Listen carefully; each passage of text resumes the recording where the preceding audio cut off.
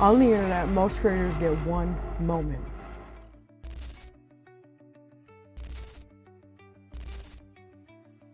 One platform and one era.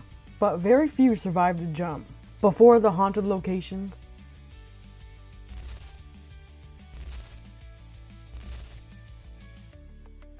before the millions of subscribers,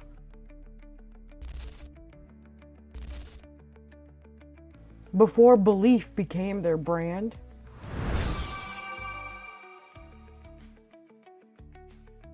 Sam and Colby were already going viral. This is not a ghost story. This is how it really started. Before YouTube, there was Vine. 6 seconds, no long explanations, and no second chances. And for Sam and Colby, Vine wasn't just a short-term thing. It wasn't just a starting point.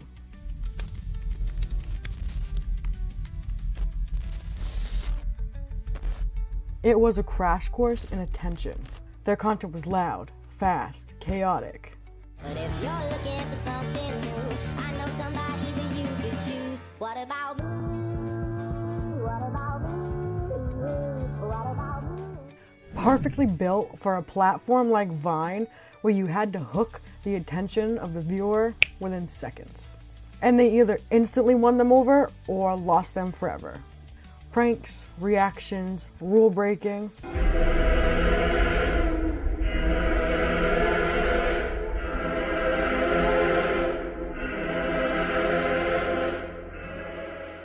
But what made them stand out wasn't just the chaos, it was their chemistry. No, there's nobody else here! Oh my god. Oh, dude, the EMF! Look, Corey. What? Corey, did you get that? What? Sam, did you just get that? The EMF was going off. I was pointing this way. I don't know if I got it off. I saw that. You saw that too? I saw that. It went all the way to this one. Right after you said, dude, this room is haunted. They felt like best friends pulling you into the joke. And in 6-second content, that's very rare. I woke up in a new Bugatti.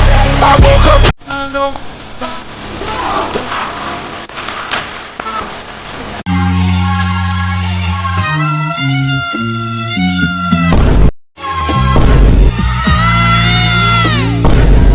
Son, I love you so much. I love you so much that I broke every generational curse that my father couldn't break. Following fat people. Alright! Enough! Stop it! Oh, god dang it. Look at the wall, just look at the wall. Don't make any sudden movements. I've never had a girlfriend. Dude, it's a whole new world. A whole new world! Dude, where are you? Getting in my car. I'm pulling in your driveway. I'm ringing your front doorbell. I'll get it out! I'll get it out! I'll get it out! I'll get it out! Oh! Yeah! Ready to go? 1 second. Come on, bro. I'm posting! Get off your phone! Millions of loops later, they weren't just posting clips. They were building recognition. But Vine didn't last. And when it ended, so did many people's careers.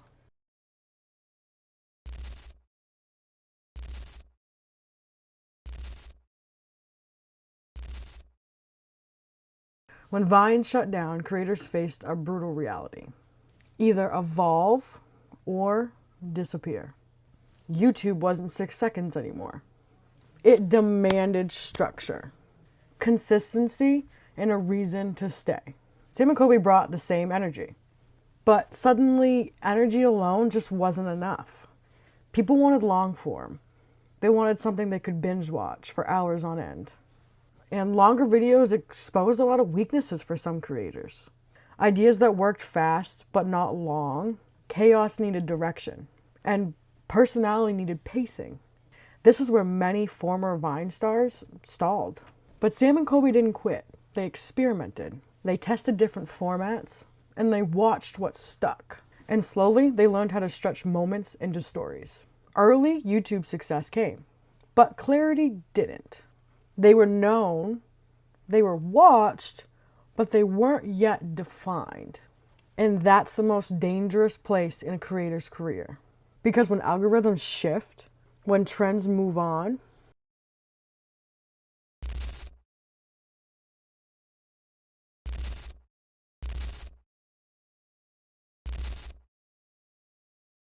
creators without identities move out. Sam Colby was standing right there, popular, but searching. What saved Sam Colby wasn't luck. It was awareness. They paid attention to their audience. They noticed what created emotion, not just clicks. They understood that connection mattered more than chaos. Before the paranormal took over, there was a slow shift. Less noise, more atmosphere, more storytelling. The audience trusted them, and trust is everything. For most creators, changing direction is risky. For Sam Colby, it was everything. They didn't just change content. They changed how their audience saw them. And in doing so, they unlocked something so much more powerful than just views. They unlocked belief. Who they were before YouTube, in the Vine era, and how they first found their audience online. By the time Sam Colby decided to experiment with the paranormal side of things, YouTube had already shifted. Pranks weren't what they used to be. Audiences were aging, and chaos alone wasn't enough to keep people watching. They had momentum, but not direction. This is the phase where many creators start to panic. They double down on what worked. They chase trends, or they slowly fade out. Sam Colby chose a different path. The brand. It was an experiment, exploring abandoned places. This is like a lock-in time. There's a cop right in front of us. Guys, get back. Someone's coming. You can hear them? Yeah. No, get back from the water. Let's go this way. I don't want to record this. Let's get behind the trees or something. Police, bro. Is it? I think they're looking for someone like us. They're betraying. Wait.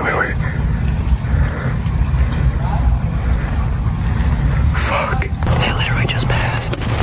Holy shit. God. It looks like they had a searchlight. Oh, no, guys, we can't talk. Let's get back and hide this green light. I'm turning this off. Oh, shit. They're saying come out. When is it time to hide the SD cards? I think someone knows we're here. I think those alarms are probably actually for the police. So what if we hide out for a while until they leave and they'll... Bro. They're telling us to get pretty much... They literally know we're here. What do we do? They're right fucking there, so we need to be smart about this. Pushing fear instead of humor. Really think about what you're doing. Yeah, worried about this? I'm very worried about this. You're not supposed to mess with this dark magic like this. And even if you don't believe, it could come back to bite you in the ass. And so I really want you to think about it before you do it. Because like I said, like with my faith and me like believing in Jesus and stuff, like it makes me feel bad that my best friend would like put himself in a situation like this. So please be careful. But we've never crossed this line before. Just think about what you're doing.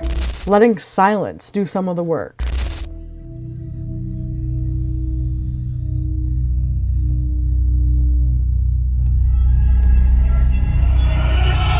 These videos felt different, slower, more immersive. Less about punchlines and witty comments. More about raw emotion. Not everyone believed what they were seeing, but belief wasn't the point. Engagement was.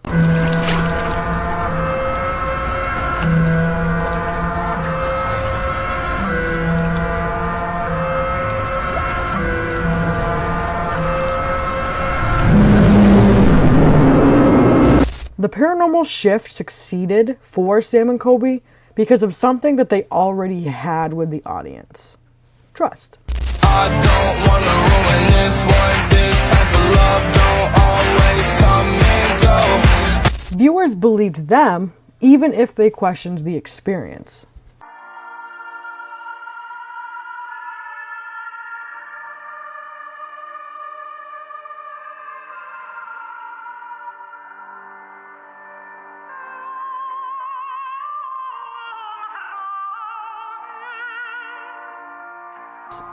And their chemistry just grounded the content.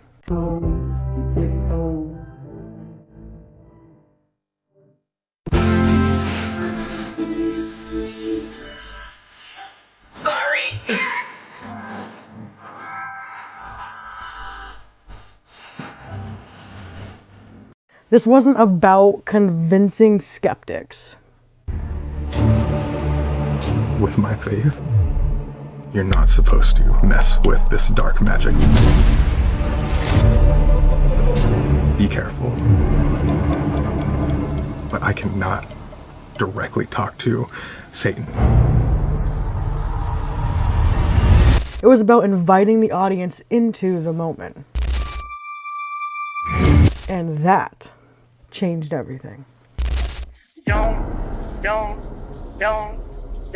As paranormal videos became more frequent, Look at what's in front of you. Boo, boo, boo, boo. Moving up and down again. a new identity took shape. Men go mad with watching them.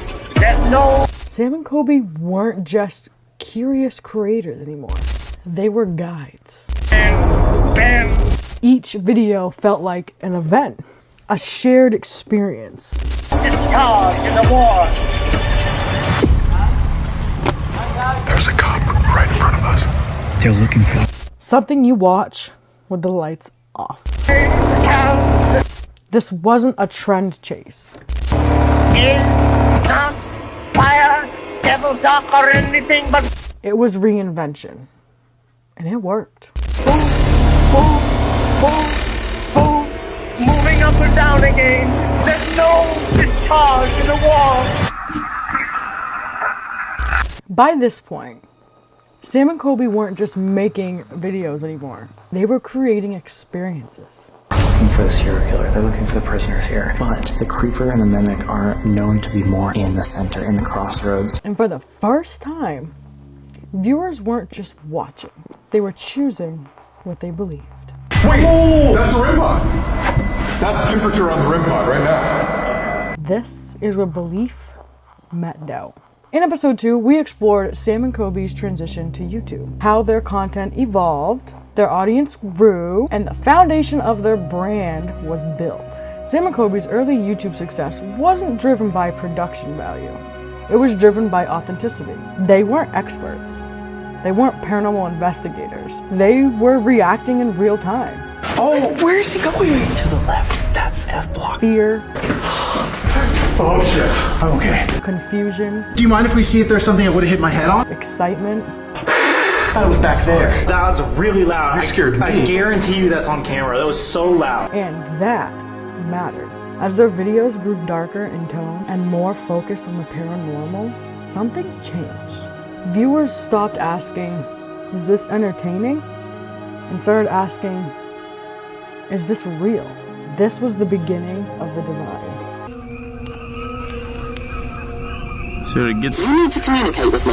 Oh my god! For many fans, Sam and Colby represented something rare on YouTube. A sense of shared discovery.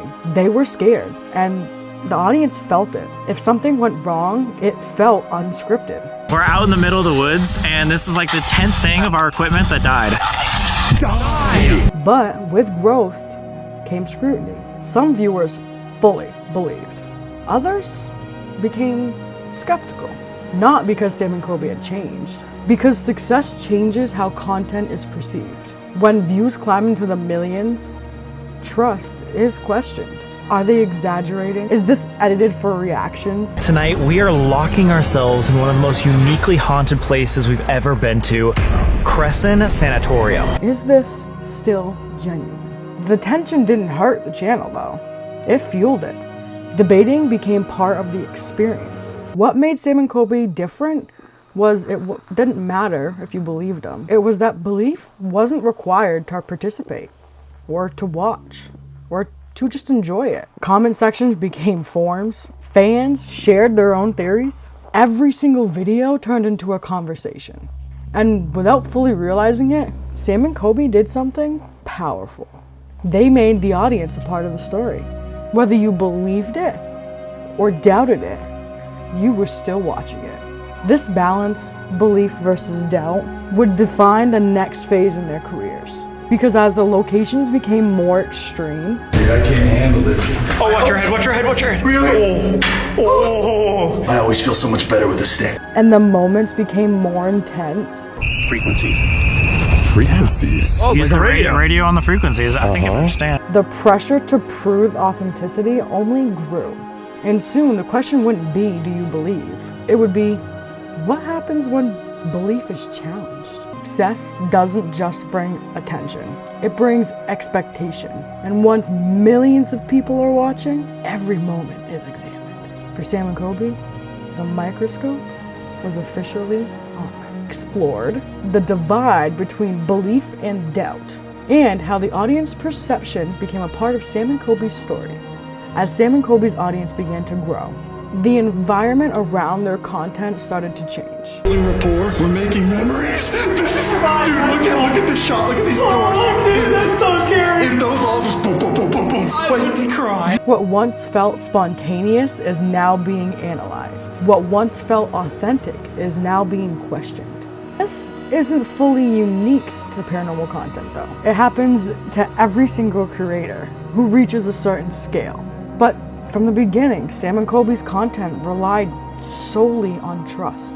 And when that trust becomes the foundation, even small questions feel amplified. With millions of views came a new type of audience. Not just fans, but skeptics and longtime viewers watching closely than ever before.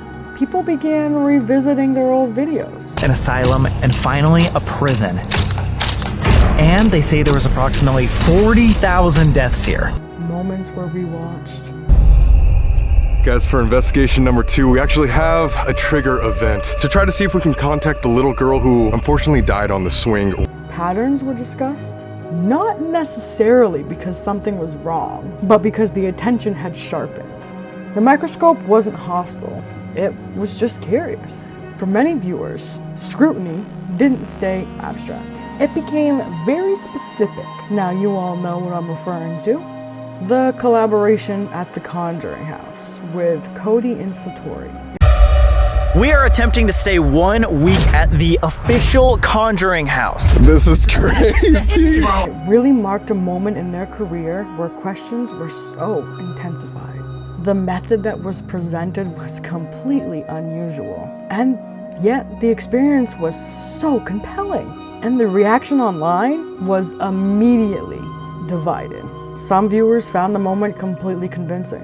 Others felt like questions were left unanswered. This wasn't about proving or disproving what happened. Frankly, it was about trust. For the first time, a portion of the viewers, especially viewers that have been there for a long time, started to feel uncertain. Not about the paranormal, but about the presentation. And that distinction mattered. I have never seen something like that before. Something about the basement is following us. What is this house? But what's important is to understand this. Sam and Colby weren't facing a single scandal. There wasn't a defining accusation. Instead, there was immense pressure. Pressure created by heightened attention. Pressure created by expectation. Pressure about being taken seriously. And that kind of pressure doesn't explode. It accumulates. As the scrutiny increased, Sam and Colby tried to find a way out, while still keeping the trust. That's when they made a second video with Cody and Satori, trying to cover their tracks. What the fuck? It's not happening anymore. I'm really curious to see if it's able to capture on camera, because it literally echoed back to you. But not to make it seem like they were lying, but to keep your trust, as if they really also did truly believe that what they were witnessing was actually happening. So if anybody's here and you can hear my voice, I'm going to connect with Cody right now, and wherever you are, I'm going to ask you to come close to us and just stomp your feet or hit something as loud as you can so we know you're here. They became more intentional after this moment, more aware of the audience's perception, more careful with framing, but not as defense, as an evolution. It wasn't a retreat, it was adaptation. They were no longer creators just reacting to experiences. They were stewards of a growing platform. Being under the microscope isn't the end of the story though. It tests it. And for Sam and Colby, the next phase wouldn't be about belief or doubt anymore. It would be about how they move forward and what questions remained. After years of growth, scrutiny, and debate, Sam and Colby's story doesn't end with answers. It ends with questions, not accusations, not conclusions, but questions that still matter because they're currently still being asked. Sam and Colby's success did not come by chance. Their rise followed a clear and repeatable path. Consistent uploads, escalating locations, emotional storytelling. Can you come into the room? There it is. It's right there. And strong audience interaction. These are proven storytelling mechanics. Nothing about their channel is accidental. That doesn't mean that it's dishonest. That just means that it's designed. They understand pacing. They understand tension. Fire. Wait, the fire's out. You can't see it at all. Oh no! Oh my god, look! It's still alive, barely. Okay, it's still alive. They understand how mystery keeps people watching. And that really matters when discussing content that's built around the unknown. Paranormal content exists in a unique space. It's not journalism. It's not fiction. It's somewhere in between. And editing shapes narrative. Music shapes emotion. Do you guys understand this could like change millions of people's lives? This is what she warned us about. That is the fucking shit that makes me believe in all of this.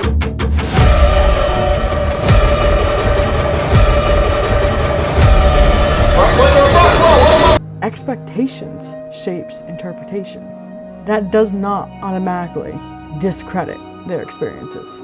But it does mean that viewers are seeing curated versions of these events, not raw reality. Skepticism isn't disbelief, it's context. Across years of uploads, certain patterns consistently appear. Moments escalating toward the climax, emotional reactions aligning with the edits, episodes building anticipation towards the reveal. Patterns don't equal proof though. Patterns are worth noticing, especially when they repeat themselves. That is blinking! That just blinked. Dude, every single light has freaked out when we walked into the room. We gotta ask them if that's a thing. As Sam and Colby always says, you decide what you believe. And that invitation is really important because it places responsibility on the viewer, not on the creator. What often gets overlooked is why Sam and Colby do this at all. They've spoken pretty openly about curiosity about the unknown, personal fear mixed with fascination, belief that not everything has an explanation. Their content isn't built around proving something. It's built around experiencing something. They don't claim to have answers. They don't present themselves as experts. Instead, they frame themselves as participants, reacting in real time alongside the audience. Cautious? Be cautious in the woods? Be cautious in the woods? Okay. He just gave us a warning about the woods. That framing matters. Today, Sam and Colby are no longer just YouTubers. They're live performers, event creators, brand builders, and long-form storytellers. And you can't forget reactors as well on the reaction channel. Their projects now extend beyond singular videos into tours, series, and immersive experiences. And with each new phase, they just keep resetting expectations. They never fully explain what's coming next. But mystery isn't just a part of their content. It's a part of their brand identity. So why does this work? Because Sam and Colby don't just ask for blind belief. They ask for engagement. They leave space for doubt. They leave space for belief. They leave space for interpretation. And that balance keeps people guessing. Not just about ghosts, but about intent. Sam and Colby's story does not end with an answer. I'm sorry. It ends with informed skepticism. Their content lives in a space between belief and doubt. And as long as that space exists, so does the conversation. Thank you guys so much for watching. I hope you enjoyed this 5-part series, and I'll see you on the next one.